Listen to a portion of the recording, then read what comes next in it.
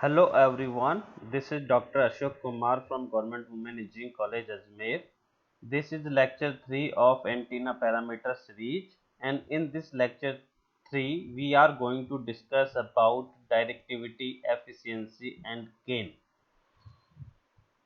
The following contents will be addressed during this lecture 3, in which the contents are antenna directivity, total efficiency and radiation efficiency, gain and realized gain, and problem based on directivity, gain and half power beam width. The following references are considered to develop the content of this lecture, especially the books. Directivity is an important parameter in the case of antennas, and we are going to discuss about directivity, then efficiency and then gain one by one.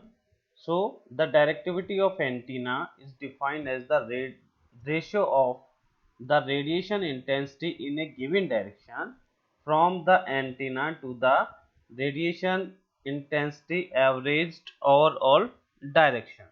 So this is the basic definition, and simply it's a ratio of radiation intensity in a given direction from the antenna to the radiation intensity averaged overall direction. And the average radiation intensity we have measured in terms of watt per unit solid angle, and is equal to the total power radiated by the antenna divided by solid angle, which is equal to 4 pi. This we have to discuss in lecture 2 of this series, and in mathematical form we can represent the directivity D is equal to U upon U naught, which is equal to 4 pi U upon P radiated. So this is the general expression, and this is very important for calculating the problems or calculating the directivity of various kinds of antenna. Or in terms of theta and phi component, we can also represent directivity D equal to U of theta phi upon U averaged. So here you can see U averaged, or here you can see U naught. So this directivity we have measured with respect to isotropic, and this is according to definition, which is equal to 4 pi U theta comma phi upon P radiated. So this is the radiated power per unit solid angle, which is equal to 4 pi. So we have calculated the directivity using equation 16. If the direction is not specified, it implies that the direction of maximum radiation intensity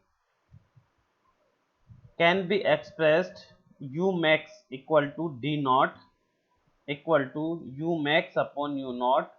This is U max upon U naught is equal to 4 pi U max upon P radiated. So here you can see, if the direction is not specified, in that case we should consider the maximum radiation intensity, which is equal to U max, and can be calculated by using expression 16a. And we can also calculate directivity in terms of decibel, and this is the standard measure we are using for analyzing any kind of structure in terms of dB. dB is equal to 10 log D, and this value D is the dimensionless quantity.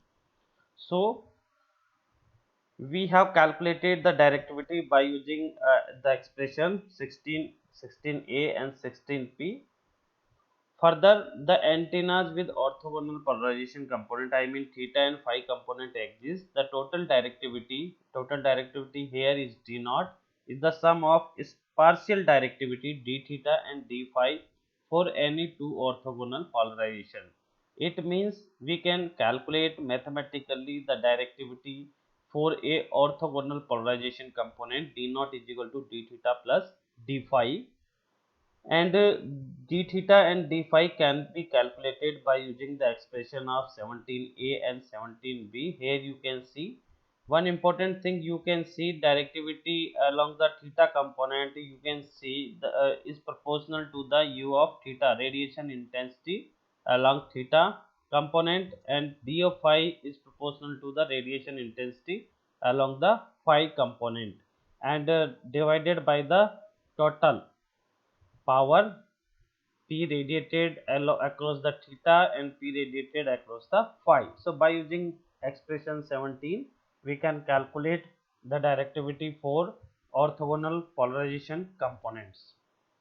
Further, the important parameter that needs to be discussed, which is the beam solid angle, we have represented by ohm A, and ohm A equal to integration clause ohm P of n theta comma phi d ohm is stadian, as we have discussed in lecture 1 of this series, where the Pn theta comma phi is equal to u theta upon u max. So this is the important expression, and this is the power normalized power factor or power pattern, and here you can see u max. So the radiated power can be expressed in terms of beam solid angle and maximum radiation intensity, which can be represented by using this expression 19, and you can calculate the radiated power P radiated equal to U max summation P of n theta comma phi d of ohm. Here you can see the beam solid angle values for theta and phi component, which is equal to phi 0 to 2 pi and theta 0 to pi. Then we can calculate ohm A U max. So maximum directivity can be expressed in terms of beam solid angle also, and this is the calculated value of maximum directivity, which is represented d max is equal to d naught is 4 pi U max upon P radiated equal to 4 pi ohm A, I mean beam solid angle. So this is the third expression through which we can calculate the maximum directivity if the beam solid angle is given. So we can define the beam solid angle as the solid angle through which all the power of antenna would flow if its radiation intensity is constant and equal to the maximum value of A for all angles within arm of A. So this is the basic definition. For a pencil beam means directional and patterns. The beam solid angle is approximately equal to the product of half power beamwidths in the two principal planes, as we have discussed in lecture 1 of this series about the principal plane, in which one is the E plane and another one is the H plane. So we can calculate the beam solid angle, which is equal to the half power beamwidth in one plane, and this is the another plane half power beamwidth, and product of this is equal to the beam solid angle, and this formula is applicable for the directional pattern only.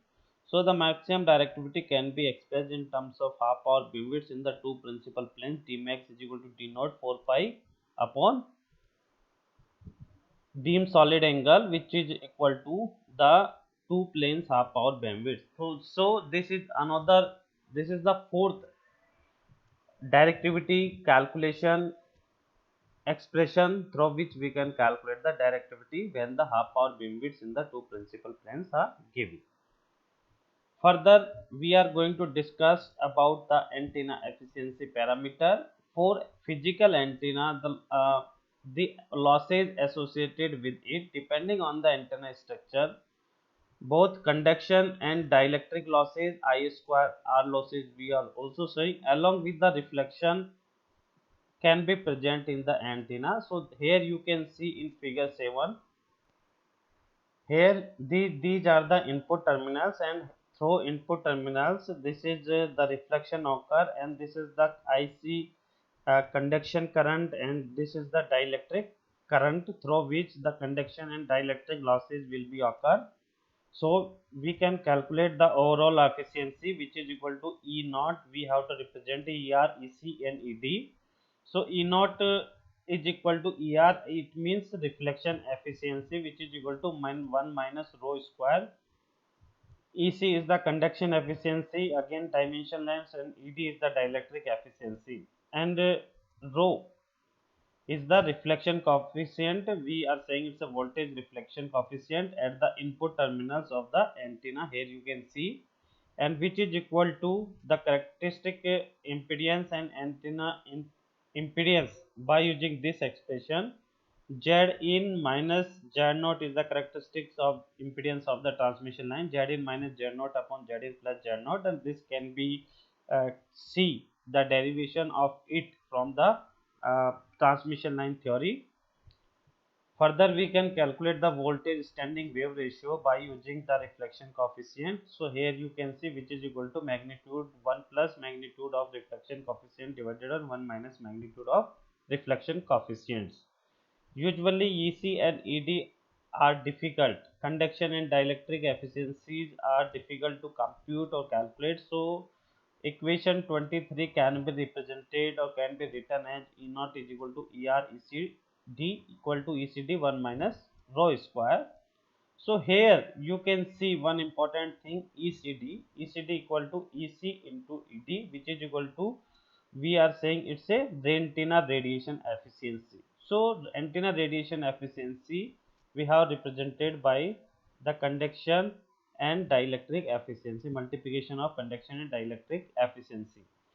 Further, the antenna, if antenna radiation efficiency ECD is can be calculated or defined as the ratio of power delivered to the radiation resistance RR to the power delivered to the radiation resistance and loss resistance, you can see RL. So we can represent ECD equal to RR upon RL plus RR. So this is another important expression for calculating the antenna radiation efficiency. The another expression we can also define in terms of radiated power to the total input power, and total input power equal to P radiated plus P loss. So by using the expression of 24 we can calculate the radiation efficiency, and further we can calculate the total efficiency if the radiation efficiency is known in that case and reflection coefficient is given, through which we can calculate the antenna efficiency. The third is the important antenna parameter of this lecture is the gain and realized gain, and how we can differentiate among the gain and realized gain. So first we define the gain of the antenna in a given direction is defined as the ratio of intensity in a given direction, I mean radiation intensity, to the radiation intensity that would be obtained if the power accepted by the antenna were radiated isotropically. It means the input power is radiated isotropically. So we can mathematically represent it gain equal to 4 pi radiation intensity upon total input, or we can say accepted power, which is equal to 4 pi u theta comma phi upon p input. So this is important here. So you can see the difference between the gain and the directivity is, in the gain it is input power, but in the case of directivity we have discussed earlier in this lecture, which is the dividend denominator is the P radiated. So this is only the difference, and the total power can be I mean total radiated power is related to the total input power by using this expression P radiated is equal to radiation efficiency into total input power. So by using this expression we can calculate the value of gain, which is equal to ECD d theta comma phi. So this is the very important expression for calculating the gain of the antenna, and generally we are saying G equal to neta into D, but here we are taking the antenna radiation efficiency by ECD. So we are saying the gain equal to ECD into d theta comma phi. So this expression 27 is very important for calculating the gain of the antenna. In a similar manner, the maximum value of the gain is related to the maximum directivity. So here you can see this expression 27. So we can calculate the maximum gain when we are taking the maximum directivity and in multiplying it to the radiation efficiency. So we can calculate it. We can introduce the another gain which is the realized gain, and we have represented GRE. RE stands for realized gain, that take into account the reflection mismatches due to the connection of the antenna element to the transmission line. So as we have discussed that in the normal gain we are not considering the reflection of link mismatch losses, but here we are considering the mismatch and reflection losses. In that case we can calculate the realized gain by using this expression 28. So here you can see uh, realized gain is equal to the total radiation efficiency into directivity. So this is only the difference. Here we are saying it's a radiation efficiency into directivity, but here you can see the total radiation efficiency into directivity. And the maximum realized gain can be expressed, so we can express by equation 28, and which is equal to, so we can maximize the directivity d naught. In that case we can calculate the maximized realized gain.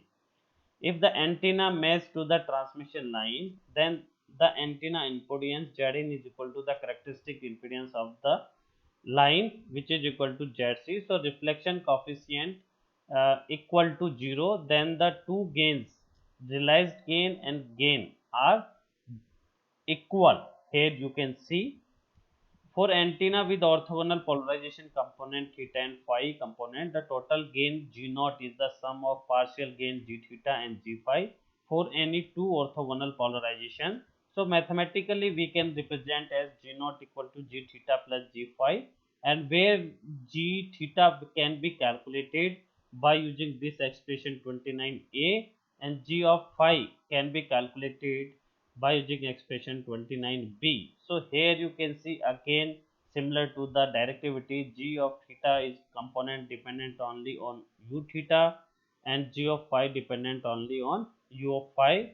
And another difference is we have divided by the input power. Here you can see, but in the case of directivity we have divided it to the radiated power. So we have discussed in this lecture 3 of antenna parameter series. First we have discussed about the directivity, and we have calculated the directivity in the various forms, and further we have calculated the radiation efficiency as well as total efficiency of the antenna. And in the third section we have calculated the gain and realized gain, and their expression we have presented in this lecture 3 of antenna parameter series. So this lecture is very important for analyzing any kind of structure in which we are going to calculate the directivity, efficiency, gain, etc., through which we can define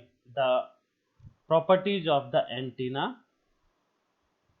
So further we are taking some problem to understand the process of process as we have discussed. So first problem is to calculate the directivity of the antenna for the power pattern. I means radiation intensity is given, and the radiation intensity is belongs to the power pattern. And if the field pattern is given, in that case this radiated power calculation expression would be changed, and we can say u theta comma phi is equal to e square theta comma phi.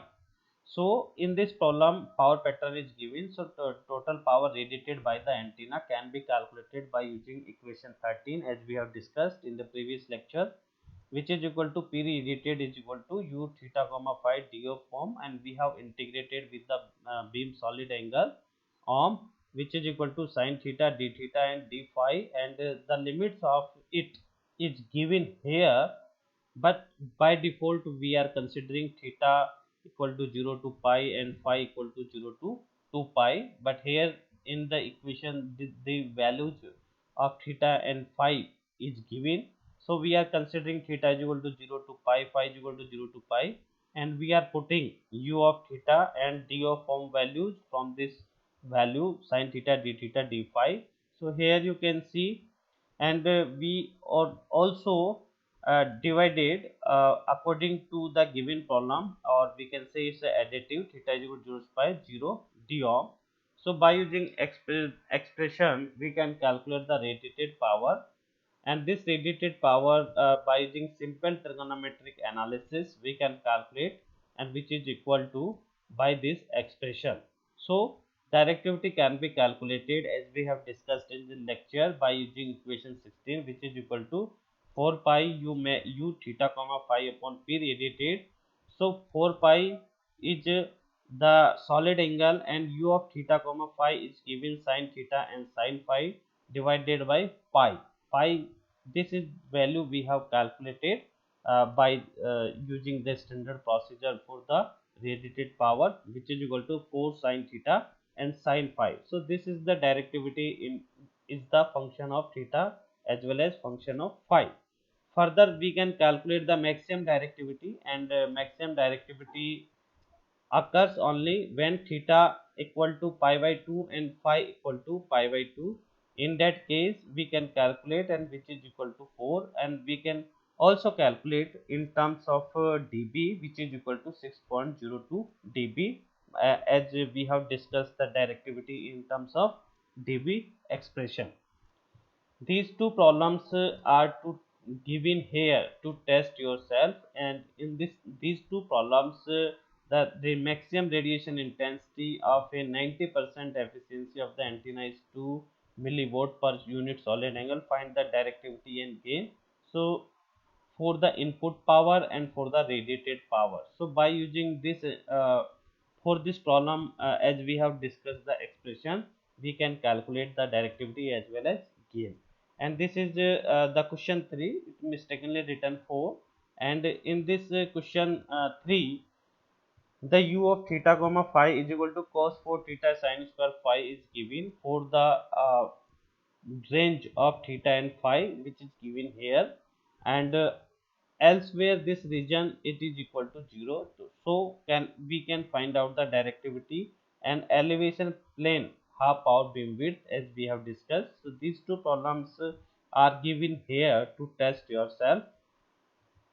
Thank you everyone watching this lecture 3 of antenna parameter series. I hope this lecture 3 is beneficial for you. In the next lecture 4, we are going to discuss about some other important antenna parameters that we will discuss in the lecture 4 and subsequent lectures. Thank you.